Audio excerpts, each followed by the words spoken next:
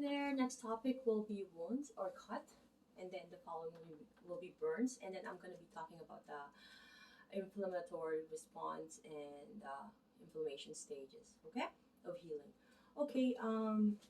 Turn off the lights, giving me my eyes are sensitive to light. I don't use glasses, that's why.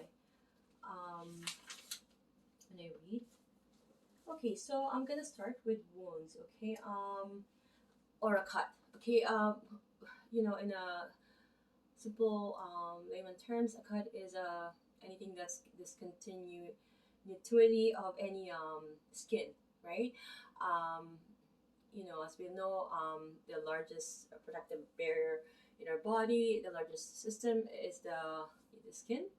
And I'm gonna explain. I know that everybody knows that you know that skin has underneath subcutaneous fat, which is protecting our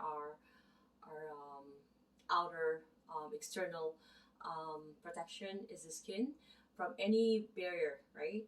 That's why we're here to talk about any might infection that may come in. But the subcutaneous fat is more on the where the where it's the muscle and bones are the next layer. That's the deepest one, and these are like more so protective barrier for like for our warmth, to protect us from warm, cold, to extreme weathers or any more laceration or any insertion point. Let's say if you were stabbed or you were picked by a needle or a nail. I don't know, some sort.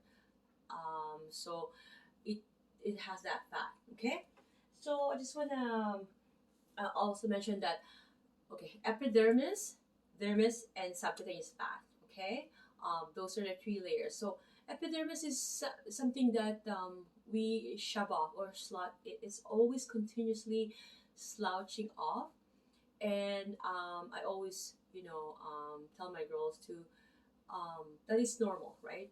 28 to 30 days we're getting rid of unused epidermis all the time, right?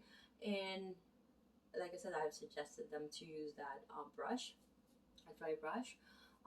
It's good for the circulation. But anyway, so those are the three layers of skin for the anatomy part, and I'm going to be talking about for the function of the skin.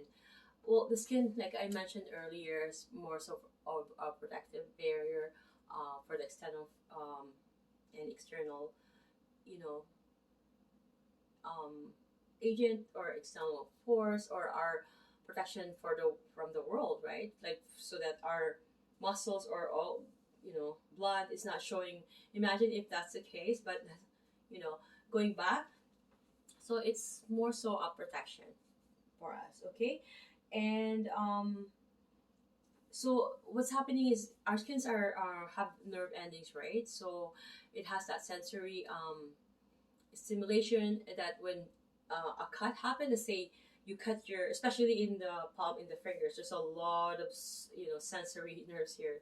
These alone are like 600.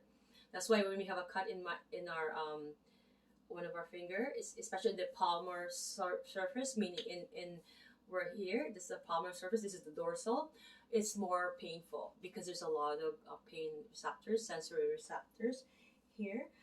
So these sensory stimuli, more so like the temperature. So if we put our hand in the stove and we automatically, it's because of the stimuli, right? Any per pain, for any touch, temperature, any extremities of hot or cold temperature, and any pressure. And this is important to know for massage therapists, right?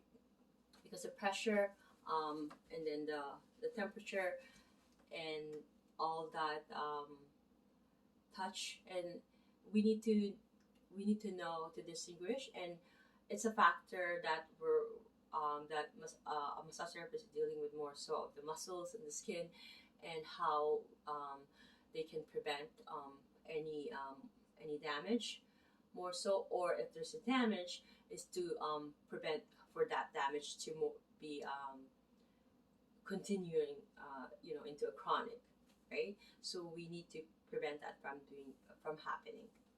Okay, so I think I'm gonna put the lights on. Okay, so what's happening is also the skin. So if we sweat, because we're hot, we sweat, and then that's actually a way of protect the skin's protecting our body. And also if we're cold, we shiver. It's because we need to how do you call it, protect the body from any temperature extremities, right? And then okay, one more thing that it also allows gas exchange through the pores and keeps the body system fluids and electrolytes balanced. Okay, so that that regulations of electrolytes, and all that, that's also happening. Absorption of sunlight by the skin aids in the synthesis of vitamin D.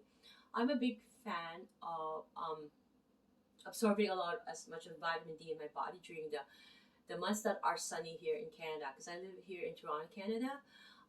But my background, I'm from the island of Philippines, which is sunny, right? Having said that, right?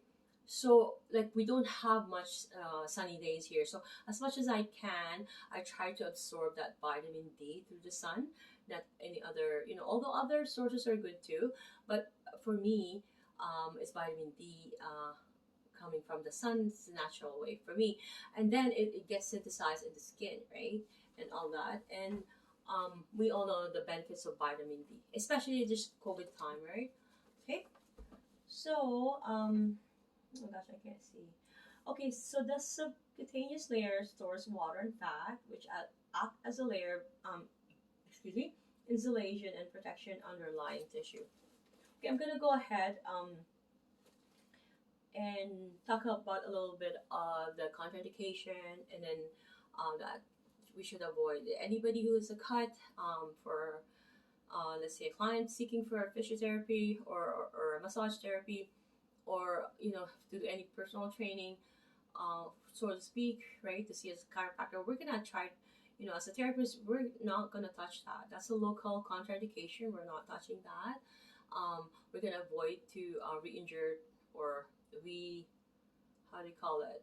Let's say if it's a case of a burn, which I'm going to be talking later, or let's say if it's a case of a trauma, if it's a cut, depending on how the trauma happened. And again, it depends on the severity as well, right, of this cut. So we're not going to re-injure that. We're going to try to, try to stabilize that. And one more thing too, when there's a cut or wound, a lot of, system is discontinue. Like a range of motion for sure will be affected. The muscle strength, and the integrity of the muscle will for sure be affected. That's for sure. So we need to look into that. Okay, so we're gonna try to avoid that when we're dealing with areas. Okay, and we're not gonna do any manual therapies or any joint play to where the areas are where there's a cut. Why? Because there's going to be painful, and I'm going to be talking about the inflammatory response that is happening, that is normal, to protect that cut, to protect that area that was in a trauma. So there, inflammatory response. There's going to be pain. It's going to be inflammation, and once there's inflammation,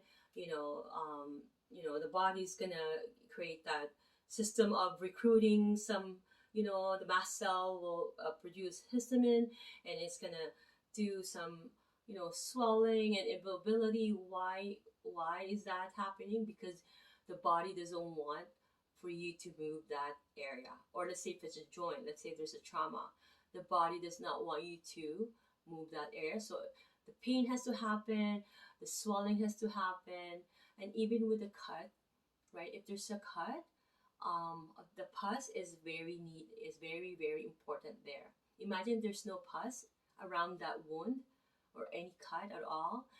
Anything could just go in there, right? So the pus is very important as a protective barrier. Okay. There's going to be redness, and that's normal because of, it's going to dilate, and some fluid is going to uh, you know be there. And like I said, everything, all the T cells, helper cell, everything is going to be recruited to say, hey, let's go, because there's something's wrong here. We need to fix this, right? So that inflammatory process has to happen. Okay, based on the, we are